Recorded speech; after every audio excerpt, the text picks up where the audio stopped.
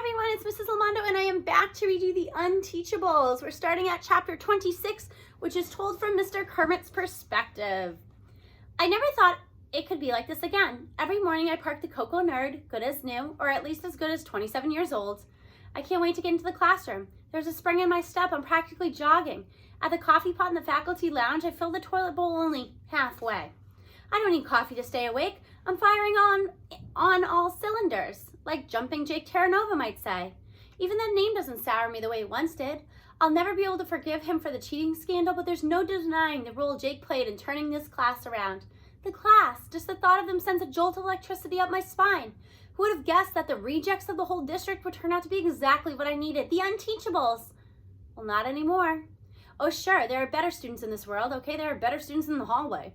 But comparing what they've become to what they started out as, it's clear that something special is happening. And their teacher has to believe in something I haven't believed in a long time, myself. It was a state science assessment that did it for me.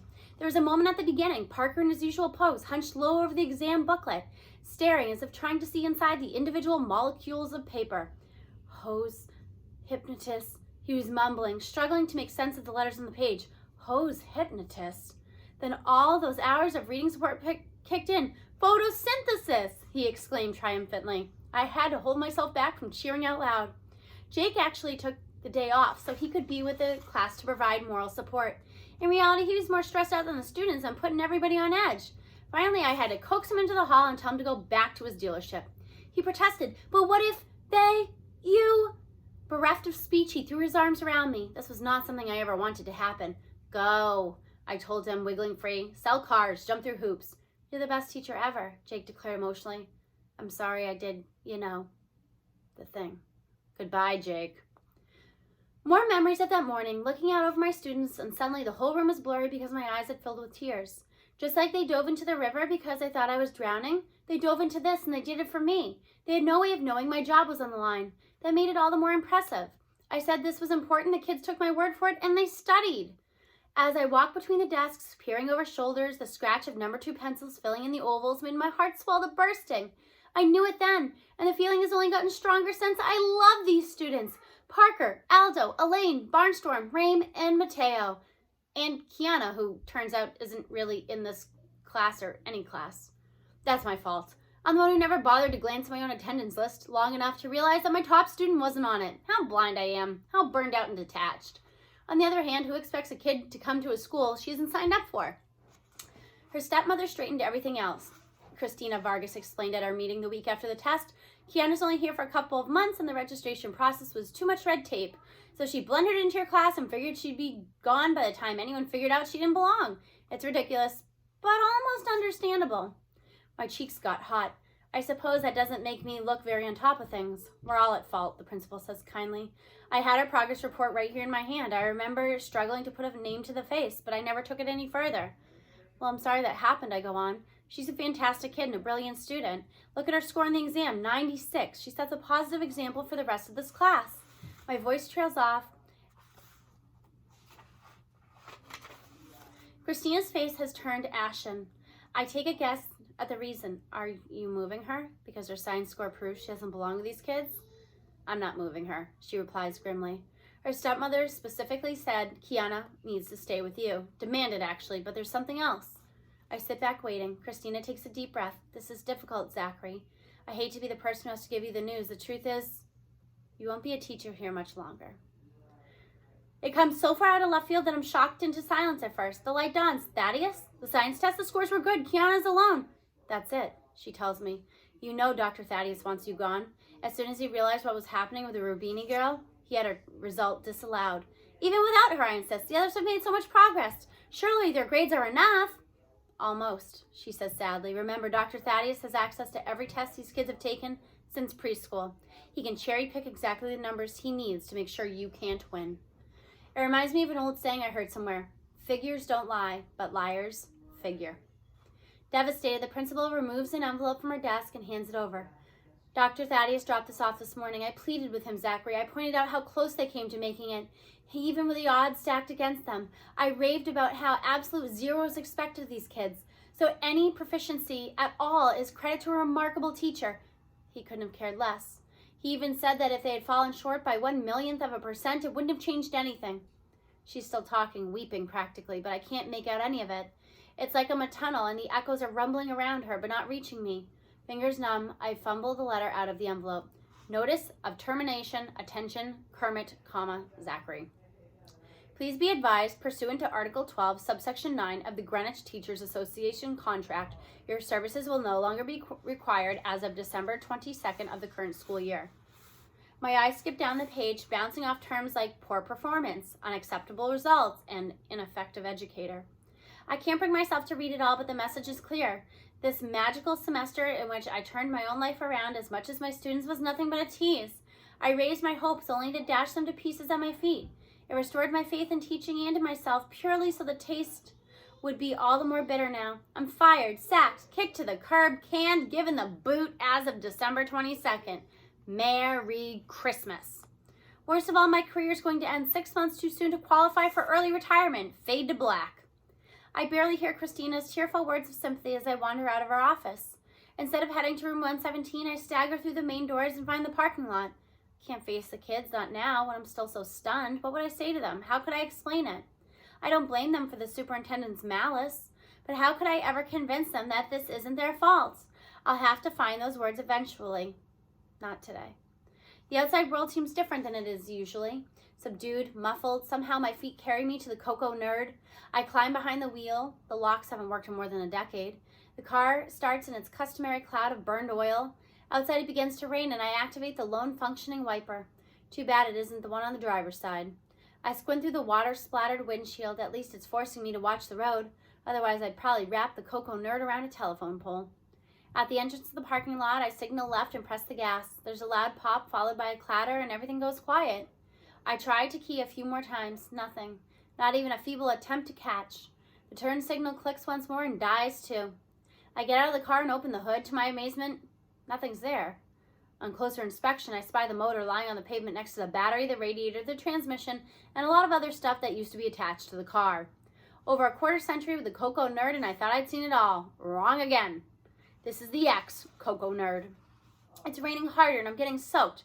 There's probably something I should be doing, but what? Call a tow truck? Why? This heap of scrap metal isn't really a car anymore. Inform the school that their driveway's blocked? They'll figure that out sooner or later. I flip the collar of my jacket and start walking home. Chapter 27, Kiana Rubini. The first day I'm officially a student in Mr. Kermit's class, Mr. Kermit doesn't show up. It doesn't bother us at first. It reminds me of the beginning of the year when Ribbit was late every day. It takes a long time to fill a coffee cup the size of a bathtub. I guess we get a little loud, but when Miss Fountain sticks her head in the room, we quiet down in a hurry. She's frowning. Where's Mr. Kermit? We stare at her blankly. How should we know? We listen to her high heels clicking urgently down the hall. Do you think we're getting a sub? Asks Rain. Please don't let it be Dawn of the Dead, Barnstorm groans. 10 minutes later, we hear running footsteps in the corridor, and Jake Terranova bursts into room 117. Hi guys, sorry I'm late. Mr. Kermit can't make it today. Are you our sub? Parker asks. Not exactly, he tells us. But since you're coming to the dealership later anyway, Emma, Miss Fountain, I mean, well, why bring in a substitute just for a couple hours? Is that legal? Mateo inquires. Technically, Miss Fountain is covering both classes. Think of me as an assistant, a volunteer. Is Mr. Kermit sick, Ray asks? Nah, Jake shrugs it off. I mean, not really. He might be upset a little. I jump on that. Upset about what? Jake is flustered. There's obviously something going on that we're not supposed to know about, and Jake has that kind of face that can't hide secrets. When you're the boss of a giant car dealership, you don't have to answer questions from your employees because of what you say. It goes. But it doesn't work with a bunch of kids. It's a science test, isn't it? Aldo asks belligerently. I flunked and now Ribbit won't come to school. Barnstorm cackles. If that's how it went, you'd have been in an empty classroom your whole life. Is that it? Elaine rumbles. Did we fail a test? The babble of agitated voices grows louder until Jake waves his arms for quiet. He perches on the edge of the teacher's desk and motions us close. Okay, I'll tell you, but you have to promise not to say anything to her. He motions over the shoulder in the direction of Miss Fountain's room. What he reveals turns our blood to ice. Dr. Thaddeus, superintendent of the whole school district, has been out to get Mr. Kermit all year. He found a way to use our scores in the state science assessment to get Ribbit declared an incompetent teacher. He'll be out of the job at the end of this term. I knew it, Aldo rages. We flunked the test. You didn't, Jake insists. None of you did. It's a numbers game. If you fiddle with them enough, you can get them to say almost anything. It's no game, I say bitterly. It's our teacher, and he's going to get fired for no reason. Who does that guy Thaddeus think he is? Barnstorm growls. He's like Voldemort and Darth Vader rolled into one, Mateo adds. Miss Fountain appears in the doorway. Since Mr. Kermit's absent, I thought it'd be nice of both classes to share circle time today. She picked the worst possible time for an invitation. Circle time? When our teacher's getting shafted? A chorus of protest begins in our throats, one that Jake silences by raising one warning finger. Circle time sounds great, Miss Fountain. Jake accepts on our behalf. We'll be right there. It's the last thing we're in the mood for. How can the superintendent be so mean? Why would he even want to? Maybe Mr. Kermit was a lousy teacher back in the crossword puzzle era, but now he's the greatest. As we grumble and seethe our way next door to room 115, I sidle up to Jake. How can this be, I ask in distress. I know I got a 96, and if everyone else passed, this shouldn't add up to failure no matter how much you crunch the numbers. He looks at me sympathetically. You have to understand, Kiana, you weren't a registered student on test day, so 96 doesn't count. I stumble into Miss Fountain's classroom, my mind a pinwheel. The news of the past few minutes has been a bomb blast, so this might be even worse. Our teacher's being fired, and sure, it's the superintendent's fault. It's the school's fault for not supporting Mr. Kermit. It might even be a little bit Jake's fault for that cheating scandal so long ago. But mostly it's my fault. If I was properly registered, Dr. Thaddeus would have to count my score, but no, I was a short timer. This hick town and hick school had nothing to teach me. I was just passing through. What difference did it make what happened here? Well, it's making a pretty big difference now. By the time we take our seats on the floor around the circle, I feel like my head is about to explode. A nervous murmur comes from Miss Fountain's students. They can sense the emotional upset coming from the 7 of us. Vladimir is beeping like a robot in one of Mateo's science fiction movies, but Aldo is too wound up not to respond to his reptilian friend. Miss Fountain addresses the group, who would like to be the first to contribute to our circle. It comes pouring out of me. It isn't Mr. Kermit's fault I never registered, and now he's getting fired. It isn't fair. I've got a lot more to say, a lot more. But my words trigger Aldo, who bursts out, I hated all teachers until Ribbit came along. All teachers hated me. But then, everyone thought I was weird before Mr. Kermit's class, Mateo blurts over him, like I was an android in a human world. Ribbit's the only person who notices what I'm good at instead of what I'm just bad at, Rame adds to the clamor. I used to be stupid before Mr. Kermit, barks Parker. Nobody ever tried to get me help. The school only cared about me when I was scoring touchdowns, Barnstorm blusters, but Ribbit's better than that. Even strong, silent Elaine speaks up in her deep voice. I never had any friends until this year. We're all talking at the same time, hollering to make ourselves heard. The 7th graders are really nervous. Vladimir is running crazed loops in his cage because Aldo's so upset. He's yelling louder than any of us, his red hair practically defying gravity. Miss Fountain is trying to restore order, but no one is paying attention to her. Finally, she inserts both index fingers into her mouth and unleashes an ear-splitting whistle that threatens to have the plaster raining down on us from the ceiling. It isn't very circle time, but it gets the job done. Silence falls and we stare at the young teacher in awe. How did such a large noise come from a small person? Thank you, she says her quiet self again. Now where did you kids hear that Mr. Kermit won't be back after the end of this term? Nobody answers, but we all look over in Jake's direction. Miss Fountain glares at him. He shrugs helplessly. It slipped out. Miss Fountain takes a deep breath. Mr. Terranova, please stay with my group while I take Mr. Kermit's class to their own room. We've had enough circle time for today. She sweeps us back to room 117. This is so unfair. I'm still shaking with anger. How can they do this to Mr. Kermit? How can they do this to us? Miss Fountain tries to be sympathetic and reasonable at the same time. I agree with you, Kiana. It's very upsetting, but there's nothing we can do about it. Even Principal Vargas, this is above her level too. It comes straight from district office. Parker is bitter. Mr. Kermit helped every single one of us. What can we do to help him back? A big fat 0. Something stirs in the back of my head, something I heard a long time ago, something Miss Fountain said. And then I have it. The science fair! What about it, Barnstorm groans. Haven't we had enough of science for one lifetime? I turn to Miss Fountain. Remember on the bus ride to Terranova Motors when you tried to convince Mr. Kermit to have us enter the science fair? She looks annoyed. That was supposed to be a private conversation. Well, I heard it. You told them the winning team gets 10 points added to their scores in the science assessment. Would that be enough to put us over the top and save Mr. Kermit's job? Suddenly, all eyes are on Miss Fountain, waiting for her answer. I'm sure it would, she says finally, but remember, Mr. Kermit's answer was no to the science fair. Yeah, but that was before he got canned. Everything changes, right? Barnstorm reasons.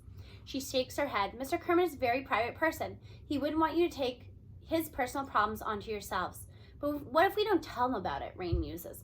Be serious, Miss Fountain insists. He's still your teacher until the end of the term. How can you expect to do a science fair project and keep it a secret from him? Terranova Motors, I exclaim. I bet Jake will let us work on it there. Miss Fountain, we can do this. I know we can. By now, the others are grouped around me, and we're confronting Miss Fountain as if daring her to say no. Entering doesn't mean you're going to win, she reminds us. But not entering means we lose for sure, Mateo counters. It's a long shot, the teacher warns. You don't even have a topic yet. The other groups have already been working for weeks. So it's a yes, I prompt. We cheer when Miss Fountain nods loud enough to bring Jake running from the next room. He loves the idea and pledges to do everything he can to help us, courtesy of his dealership. Rule 1, which Mateo calls the prime directive. Mr. Kermit is not allowed to know about our project. If he finds out the deal is off, we'll up our Terra Nova Motors visit to 3 afternoons per week. Miss Fountain will come with us if Mr. Kermit will look after our class. We'll work weekends too, whatever it takes. After lunch, Jake acts as our chaperone on the minibus over to the dealership. As excited as we are, the ride is somber. With Mr. Kermit's job on the line, the stakes are sky high. We haven't even started planning yet. Do you really think we can pull this off? Parker asked dubiously. Have you seen the kinds of kids who enter the science fair? They're like, smart. There are different kinds of smarts, Jake puts in. School is important, but there are things you can't learn from books. You mean the internet? Mateo asks. I mean street smarts, Jake explains. I was never the greatest student, but I knew how to scratch and claw and build a business. Trust me, you guys have the street smarts coming out of your ears. That's what's going to get you the perfect project. What's a project going to be, Aldo asked. That's what we have to figure out, I say. It can't be too simple because we have to blow the judges away, but we don't have time either. The science fair is in 3 weeks. The bus pulls up to the dealership service area and we file onto the pavement.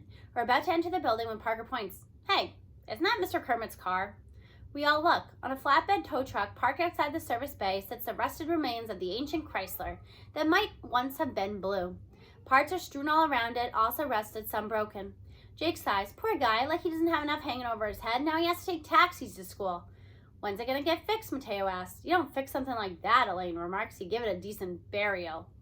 Jake nods. I towed it here to get out of the school's driveway. Seems a shame to waste the whole car, Parker muses. That's no car, Barnstormer retorts. It's a pile of garbage. It's garbage even when Ribbit still had driving it.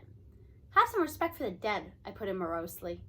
Respect, Jake echoes wanly. Emma says her mom picked out that Chrysler. It's older than she is. Mateo pipes up. You know the part in Harry Potter where Mr. Weasley uses magic to enchant an old car and make it fly? Not now, Mateo, I say kindly. We have to come up with a topic for our science project. Well, that's just it, he insists. The car needs respect, and we need a project. All that's missing is a little magic. So we'll see what they come up with next time when we return. I will see you then.